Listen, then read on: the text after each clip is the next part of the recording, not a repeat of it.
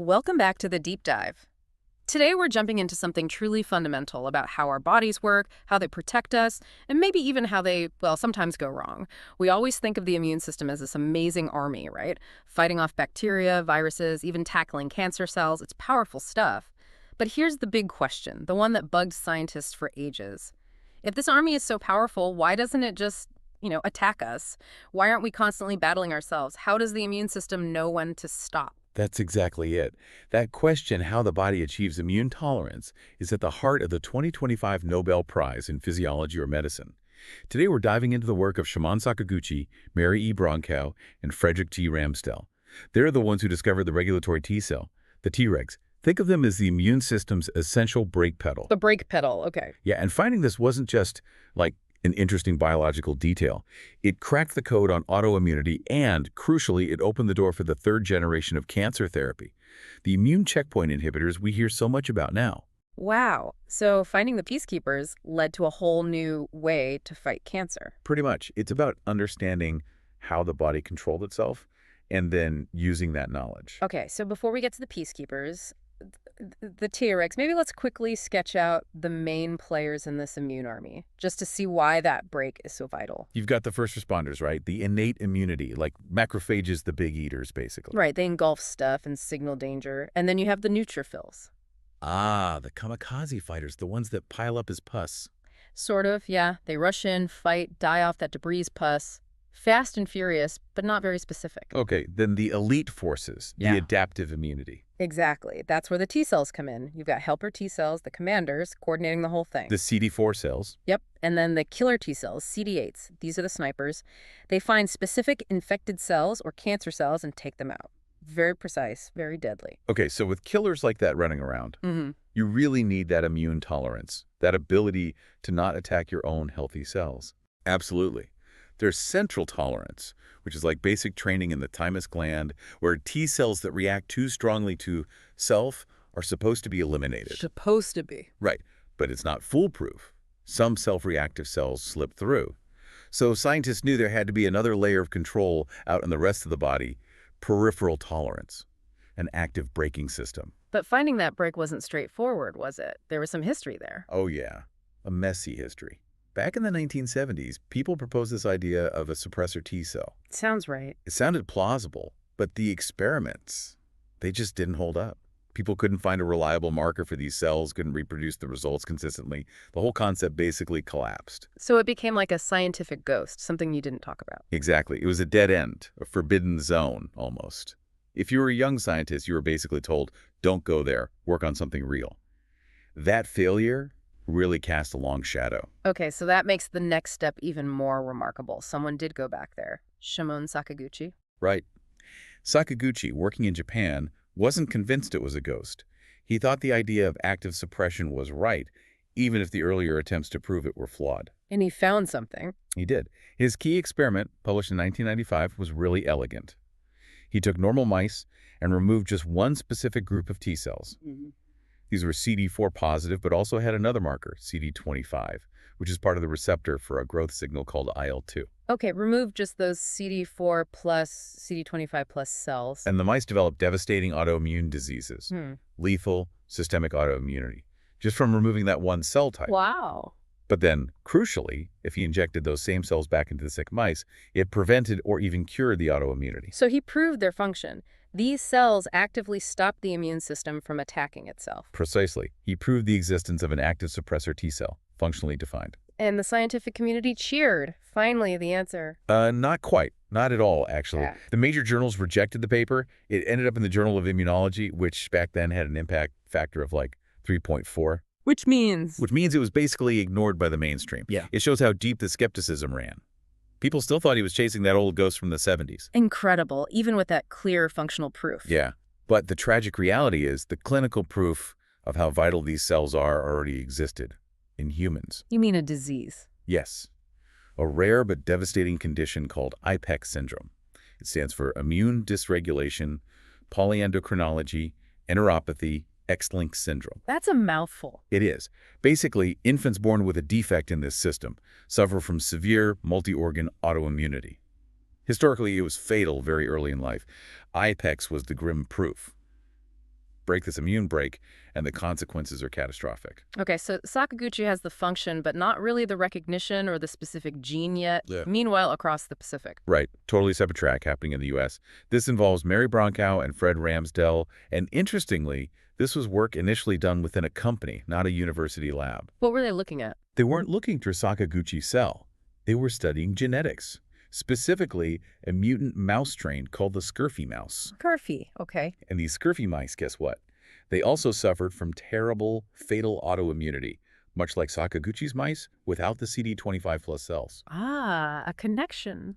They hunted down the gene responsible in the scurfy mouse. They found a single mutated gene, which they initially called sculpin. Sculpin, got it. Then in papers around 2001, they made the crucial link. They showed that the human version of this same gene, which we now know as FOXP3, was the gene mutated in children with IPEX syndrome. Wow, so they found the gene that, when broken, causes that catastrophic autoimmunity. Exactly. So now you have this fascinating situation. Sakaguchi in Japan knows the cell and its function, suppression, but doesn't have the definitive gene marker. The U.S. team had the gene, FOXP3, linked to the disease, but didn't initially connect it directly to Sakaguchi's specific cell population. What two halves of the puzzle? Precisely. And just a note on the Nobel.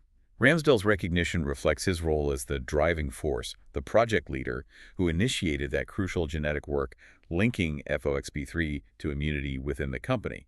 It highlights that leadership contribution. Okay, so when did the two halves click together? That was the big aha moment around 2003. Sakaguchi realized that this FOXP3 gene, identified by the U.S. team, might be the key to his suppressor cells. And was it? Yes. He published a landmark paper in Science in 2003. He showed that FOXP3 is a transcription factor, a gene that controls other genes. And here's the killer experiment. He took normal T cells, the ones that aren't suppressive, artificially put the FOXP3 gene into them, and they transformed. They became fully functional immune-suppressing cells, just like his original CD4 plus CD25 plus population. So FOXP3 is the master switch. Turn it on and you get a regulatory T cell, a Treg. Exactly. That nailed it. FOXP3 became the definitive molecular marker. Now, researchers could reliably identify, isolate, and study these Tregs. The ghost was finally caught, identified, and understood. And this fundamentally changed how immunologists thought about the whole system, didn't it? Absolutely. The paradigm shifted. It wasn't just about attack, attack, attack anymore.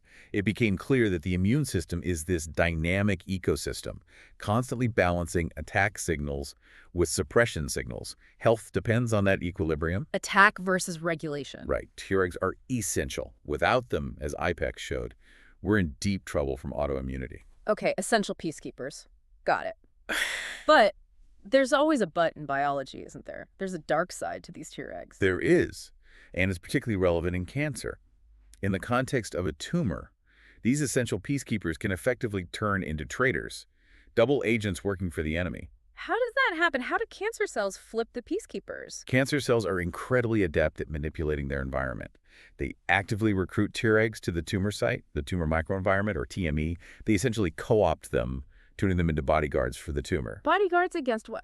Against the killer T cells. Exactly. The Tregs then actively shut down the killer T cells that should be attacking the cancer. They do this in a few ways. Okay, like what? First, Treg express really high levels of those immune checkpoint proteins we mentioned, things like CTLA4 and especially PD-1, on their surface. When these bind to receptors on killer T cells, it sends a direct stop signal, halts the attack. So they use the brakes against the attackers. Precisely. Yeah. Second, they release suppressive chemicals, cytokines like IL-10 and TGF-beta, that basically tell all the other nearby immune cells to calm down, to stand down. A chemical ceasefire order? Kind of. Yeah. And third, they're greedy. They consume vital resources like a growth factor called interleukin-2 that the killer T cells need to multiply and sustain their attack. They basically starve them out. Wow. So the tumor cleverly uses the body's own safety mechanism against itself. That's a perfect way to put it. Okay, but if we know how they do it using those checkpoint proteins like CTLA4 and PD-1, couldn't we, block that interaction, disarm the traitors? Now you're thinking like a Nobel laureate. That's exactly the insight that led to the revolution.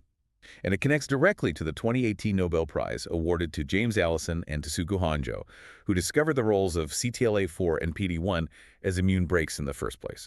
It all connects. It all connects. Understanding the Tregs, the checkpoints they use, paved the way for immune checkpoint inhibitors, or ICIs. This is the third major pillar of cancer therapy, after surgery, radiation, and chemotherapy-targeted therapy. So how do these ICIs work? Let's take Keytruda. It's the famous one, right? Pembrolizumab. Right. Keytruda is a great example. It targets the PD-1 checkpoint.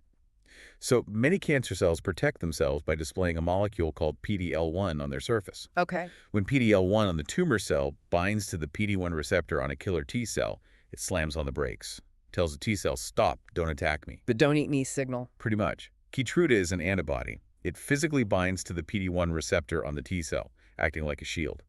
It blocks the tumor's PD-L1 from docking. So it prevents the stop signal from being received? Exactly. The brake line is cut. The killer T cell, which was often already there and recognized the cancer cell but was being held back, is now unleashed, free to attack. That's brilliant. You're not adding a poison. You're just removing the shield the cancer put up, taking the brakes off the immune system. Precisely.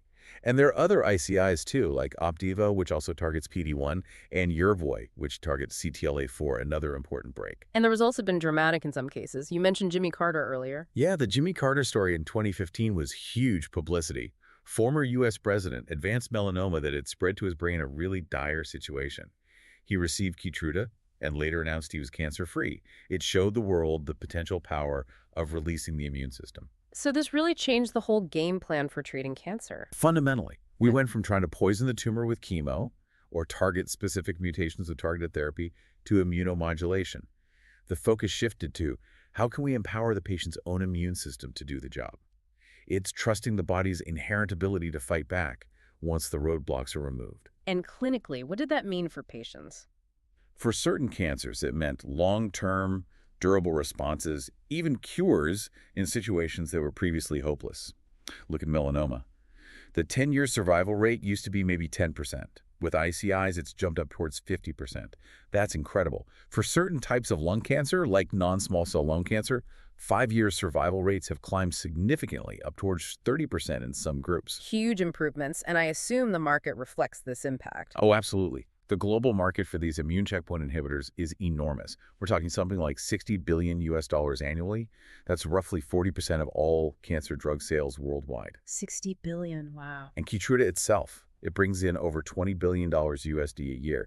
That makes it the single highest grossing drug on the planet across all diseases. The scale is just staggering. It tells you how massive the unmet medical need was and how effective these therapies can be. It really is an amazing journey. From Sakaguchi's lonely paper in 1995, facing all that skepticism, to the genetic discovery by Bronkow and Ramsdell, connecting to the checkpoint work of Allison and Honjo, all converging to create this multi-billion-dollar life-saving therapy class. It's a testament to basic science, persistence, and connecting the dots. Starting from that simple question, how does the immune system stop itself? Exactly.